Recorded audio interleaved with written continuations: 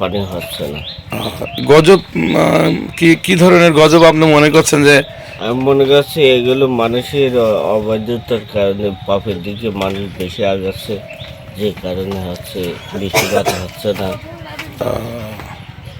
মানুষ বেশির দিকে মানে ধাপিত হচ্ছে।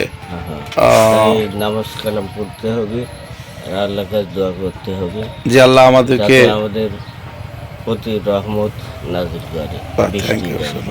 আপনি আপনার কয় বিঘি ধান লাগাইছেন? ধান লাগাইছি 3 বিঘে। 3 বিঘি। পানি নিয়মিত প্রতিদিন পাচ্ছেন? না, নিয়মিত পাচ্ছি নি তো। ও, কয়দিন পর পর পাচ্ছেন পানি?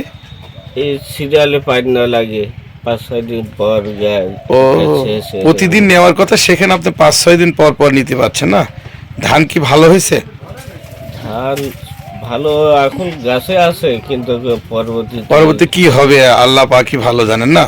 আল্লাহর কাছে এই জন্য আরাধনা করছেন যে আল্লাহ যেন বড় ধরনের কোনো গজব না দেয় না। জি আমিন। জি জি, আলহামদুলিল্লাহ, খুব ভালো। চাচা, আপনার বাড়ি কি এখানে? জি জি, চাচার নাম কি জানো? আমার নাম সাহেব আলী। আপনি এখানে এই দোকানে বসে আছেন, কি ব্যাপার? এই বসে আছি, মাঠে পানি দিয়েছিলাম, বসে ও, আছি। পানির কি সিরিয়াল পাইছেন?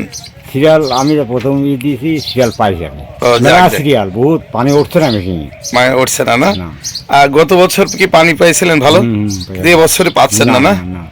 এবছরে বৃষ্টিও তো নেই। না, তো আপনি এই বৃষ্টি হচ্ছে না, পানি পাচ্ছে না, এই জন্য আপনি কি মনে করছেন যে কি হচ্ছে দেশের? এটা হচ্ছে আল্লাহর গজব হচ্ছে। ও, আসলে এই এখন রোদের ভিতরে তো মাঠেও কেউ থাকতে পারছে না না না। না, মাঠে থাকতে পারছে না। আল্লাহ হেফাজত করুক আমাদের না। এটা- যাক যাক।